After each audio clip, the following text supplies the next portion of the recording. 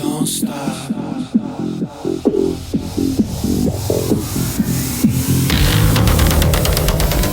Thanks for joining me on the Everything and Anything and a Bit Gay podcast. And this is Everything. I am your host, Zach Randles-Friedman, and I'm bringing you my weekly This Is Everything episode. And I'm going to start with one word today, and that word is exhaustion.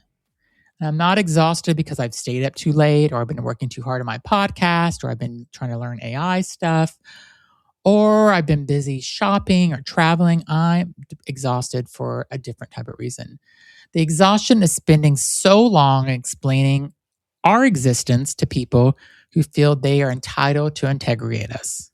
And if you are a person in the LGBTQ plus community, whether your whole life or just recently, especially before the internet, before visibility, you know exactly what I mean. So I've been out of the closet for a long time. I've been with my husband, Andrew, for 28 years. It will be in September. More than half of my life and more than half of his life too. And I deserve a medal for that, I'll just say. But we have all had the conversations I'm going to discuss today, whether it's been with family, because I've had a family member one time said, when you and Andrew get married, like, who will be the bride? And my answer was like, no one, neither. We're both men. We'll be grooms and we'll both be husbands. There's not a husband and a wife. Because that's another question that comes up. Who's the wife in the relationship? No one. We're both men. So there's not a wife. So yeah, and I have to say our families are very, very open-minded and with it, but there's always that one family member who just is still probably trying to process us being together for 28 years, even to this day. At work, the people you work with, you can't help it. They're not part of your family. You get stuck with these people you work with, and they ask really stupid things. My second job I had in New York City, and this is New York City, so, it's liberal. People are open-minded. You can be whatever you want to be in New York. And this guy wasn't being cruel, and he wasn't being, I don't know. He was just ignorant. He was stupid. Because he asked me, do you know Jack? And I'm like, no, who's Jack? Oh, he's gay. I said, oh, does he work here? In another department? No. Oh, okay. Does he live in New York City? No, he lives upstate New York. Oh, okay. Well, how would I know Jack? Well, because he's gay. Nope, don't know Jack. I missed him at the gay meeting this month. So he hasn't been there in a long time. So I forgot about Jack. But I think he really thought that every gay person knows every gay person. Not that we're 10% of the population now of the LGBTQ plus community. Like, there's millions of gay people, and you think I know Jack? No, I don't know Jack. But I don't think that he wasn't being mean. He wasn't being unkind. And that's sometimes like the hardest part, because I think people, again, are just ignorant sometimes. So today we're going to walk through some of these conversations, and the ones that have followed me like a bad winter storm that seems to never go away, like the Boston winter. Like, I'm like, is it ever going to end? But this happens every Pride Month.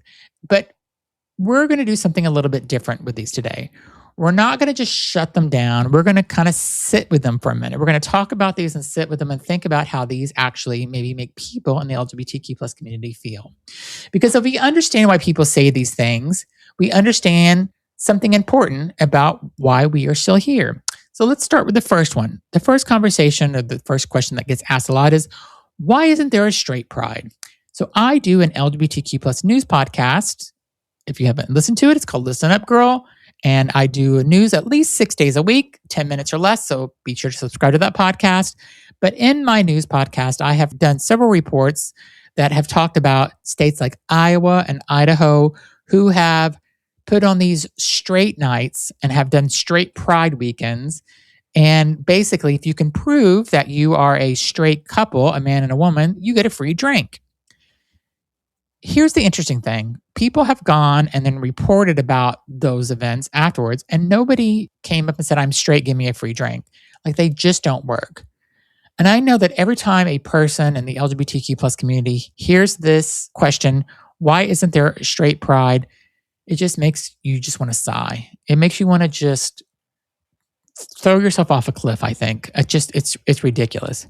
And I don't think that all these people are necessarily evil. I think that some of them are evil, but I think they're just confused about what pride actually is. They think it's just a party, a celebration of identity. And if we get one, why don't they? That's what they think. And that misses everything. So let's just talk about the history. And we'll be right back. Okay, and now back to the show. So in 1969 in Stonewall, at the Stonewall Inn in New York City, trans women of color who were poor, had nowhere else to go, police started raiding a bar because gay people were inside.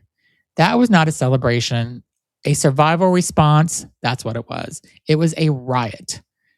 There was bottles being thrown. They were fighting with police. They were being arrested. And the word pride was chosen deliberately because what society told us was to feel shame. And we were saying, no, we refuse. We're not feeling shame. Straight people have never been told to feel shame for their straightness. It's not an insult. It's just a fact because they never had to build a movement to reclaim their dignity. They don't understand what we have had to do all these years, and we're still fighting for that. So the simple answer is every day is straight pride, and we're not just going to let that go anymore. We're going to tell you there's no need for a fucking straight pride. The next thing that I always hear, or you hear often, is I'm fine with gay people. I just don't want it shoved in my face. I still find this so astonishing because it's cruel. Sometimes people think that they're being kind, but because of what that reveals about those comfort matters. You know, I have seen many straight people in bars and restaurants where they are kissing and touching, and the girl is 2 steps away from getting plowed across the bar or getting finger fucked at the table. But 2 men holding hands walking down the street is shoving it in your face. But I also grew up watching like heterosexual love stories, and in every movie and TV show and commercial and magazines, the entire architecture of that public life was built around straight love. That's what the narrative was, straight love. Nobody ever called me to say, hey, am I shoving this in your face? I made room for their story in my life the entire time without a complaint. And I understood it wasn't about me. But what I'm asking is what we are all asking. Can you make room for our life in yours? Because that phrase tells you exactly where the speaker is. They've cleared the first bar, technically fine with us existing, but haven't examined what it means to share a public space. So you have these people that come into gay bars. You have a guy that comes in with his girlfriend, and he's like, I'm going out with my friends, and I'm going to go with my girlfriend, and we're going to go to a gay bar because it'll be fun.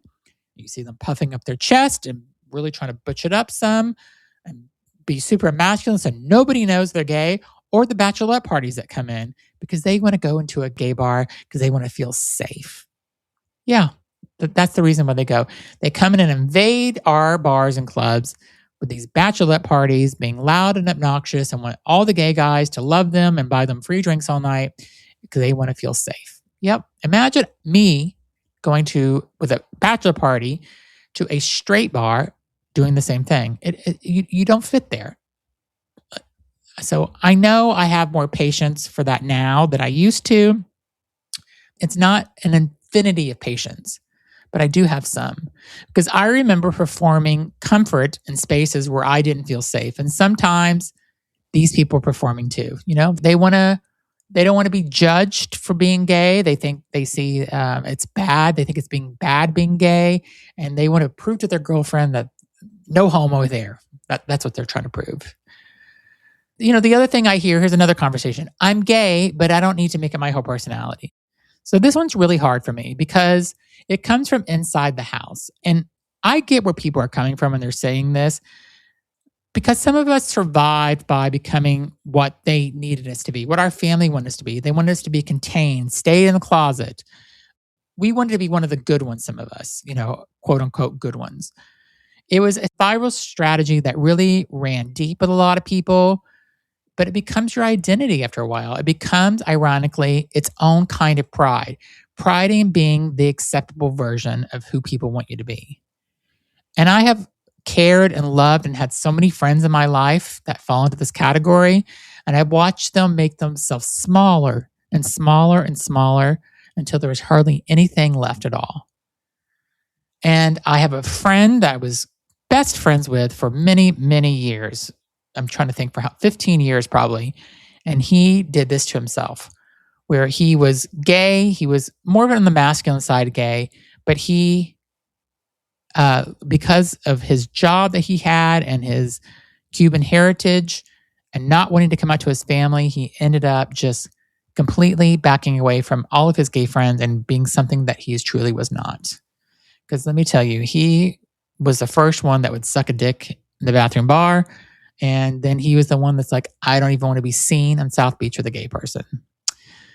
So he completely changed. And that's sad because that's where his life still is today. He is not being his authentic self. He's living a closeted life.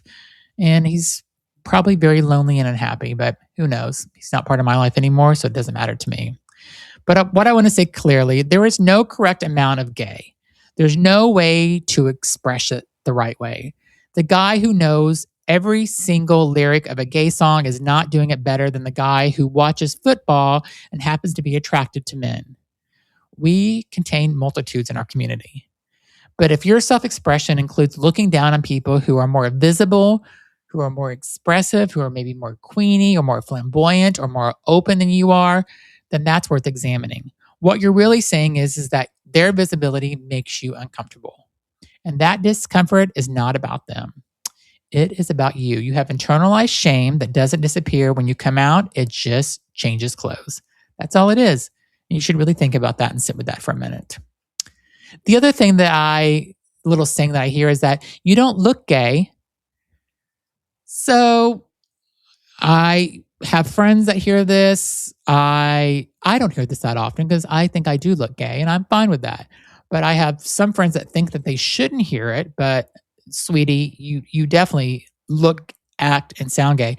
The only way somebody would know if you were gay is if you were behind, even if you had a brown paper bag over you, people would still know you're gay. That's how gay you are. But I don't care. I've absorbed those comments before. And so deeply without realizing it, that looking gay was something to avoid. I thought that at some points in my life. Passing was definitely a protection at one point where I didn't want my family to know, or I didn't want my friends to know, or I didn't want people at work to know. I couldn't even admit it to myself at some points. When I was coming out, I didn't tell all my straight friends and stuff. So there are times where you say, you don't look gay, you want to hear that. But it took a long time to understand how much that cost me. Because what that phrase actually means is you don't match the stereotype in my head. That stereotype exists because we're being reduced to it by media, by advertising, by cultural, by our workplace, by our friends, by our family. And gay men are not a type. They're not a haircut. They're not a vocal pattern. They're not a set of interest, even though there is definitely gay haircuts and there are that gay voice and there's gay face, but there's much more to it because we're people. We're fully complex. We are human beings, and being gay means one thing. You're attracted to men. Everything else is just a person. Now, when someone says to me, it's not a compliment, not an insult, just a window into their imagination, and after that imagination was built with incomplete information, I forgive people for when they say these type of things, and I have moved on because that's what you have to do. Also, this question drives me fucking crazy still in today's world, but when did you decide to be gay? So I have literally answered this so many times in different parts of my life over the years. Sometimes it's made me laugh. Sometimes it's made me angry. Sometimes it's made me confused. I've had to be very performative sometimes when I was answering this because I'm like, how can this person really think that I chose to be gay? You forget how ignorant people are. Because for someone who's just coming out, being asked when they decided, it's like, is this a career path that this person chose? Is this like a paint of color they chose to paint their house or their bedroom? It's really destabilizing, like genuinely destabilizing. So it plants a seed of doubt when there shouldn't be any. And the truth is we don't decide, obviously. we discover, and much often earlier than we have language for it. I knew something was different about me long before I had a word for it. I was trying to figure it out, but literally nobody decides when they're going to be gay. But here's the thing I really want to say. Even if I could choose to be, so what? The premise of that question, the choice that would make it less legitimate, that's what we should be challenging. The choice would be valid. That life would be valid. The love would be valid. And here's the thing. I remember whenever I was younger, I was out, but I remember we would talk, me and my friends would talk about this, or I talk about this with my straight friends, about if I had a child, would I want my child to be gay? And I'm like, no, absolutely not. I would rather my child be straight. And if I was asked, well, if you could pick to be straight, would you? I'm like, absolutely. I wish I was born straight. Absolutely. That was a long time ago. I feel the complete opposite now. I am so happy where I'm at now in my life, and that obviously I didn't choose to be gay because this is how I was born, but I would not want to be straight.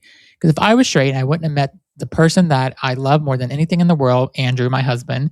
I wouldn't be doing this LGBTQ plus podcast. I would have a completely different path in my life, and I would not be where I'm at today. I wouldn't have this life. It would be something completely different. So I'm so happy I'm gay. I love my life. I love being gay. And if people don't accept it, too bad.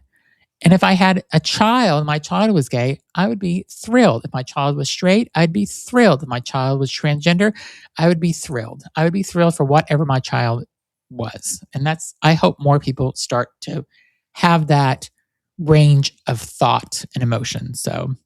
And we'll be right back. Okay, and now back to the show. The other thing that I hear often is it's just a phase. So what does that mean? So I think that people believe that you are going through something temporary. It's not permanent, because when it's permanent, it's harder for them to accept. So I've decided to take the generous interpretation of this, not because I'm a saint, because it's one that actually moves things forward.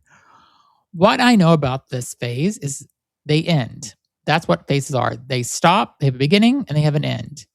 But here we are. Decades later, I am still very gay, stubbornly gay, and this is who I am. And the cruelty of this is, even when it's not mean-spirited, it teaches a young person that their self-knowledge is all provisional. They need an external validation before they're allowed to be who they are. So many of us spent years doing exactly that, waiting and watching and holding back from free expression because maybe we're wrong, maybe it will change. And some of us waited a very long time. The people who said it's just a phase moved on and forgot. However, we remember.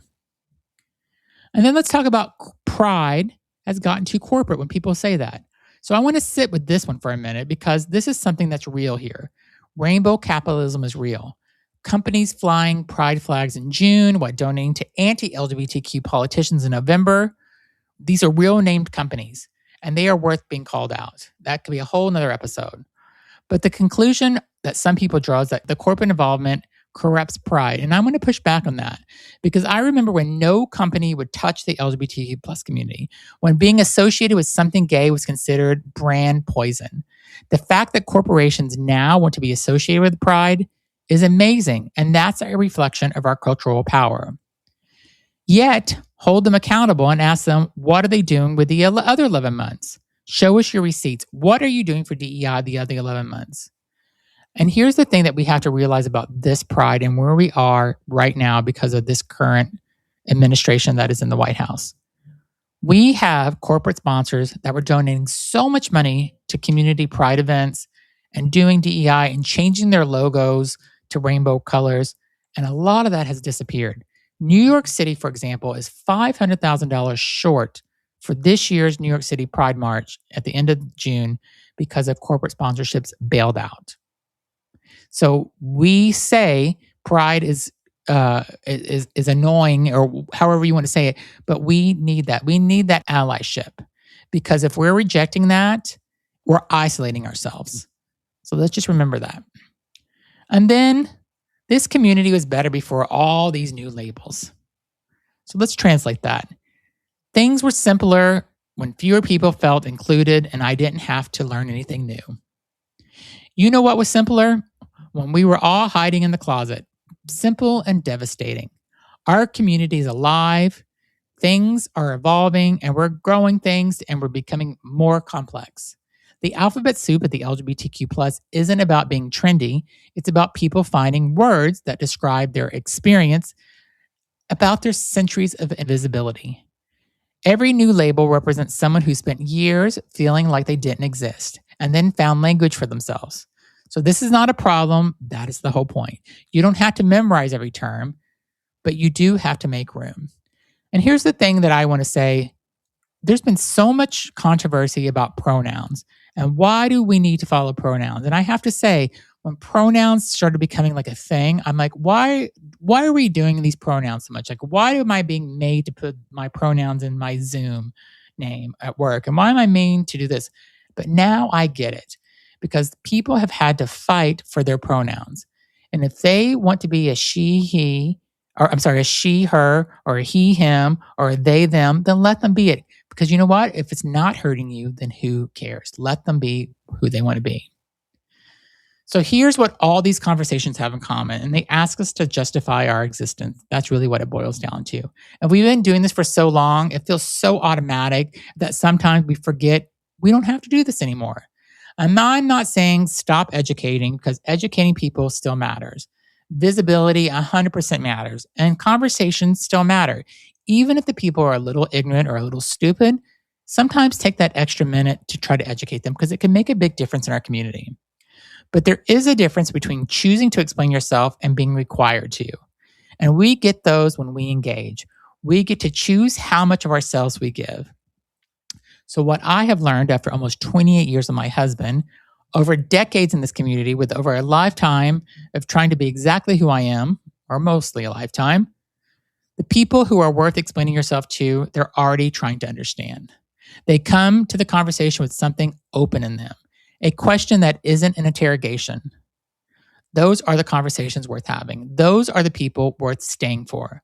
And the others, the ones who just want to argue or who just want to put us down or who want to poke at your identity like it's something they found at a cheap garage sale, you don't owe them your exhaustion. You owe them nothing. You owe yourself your energy, your joy, and your pride. Not the kind that's 1 month, a year, and then disappears on July 1st with the merchandise, and then it's all over. The kind that is quiet and certain and lives in you every single day. The kind that says, I'm here, I've always been here, and I'm not going anywhere. And if you have similar conversations like this, or you've had these throughout your life, leave a message. Send me a DM, The Real Zachary on Instagram, and tell me about your story. Because there's so many more things out there. There's so many more of these generic cliche conversations that people have. And we will continue to bring you these stories. And thank you so much for listening. And I'll be back tomorrow with a new guest. Thanks so much.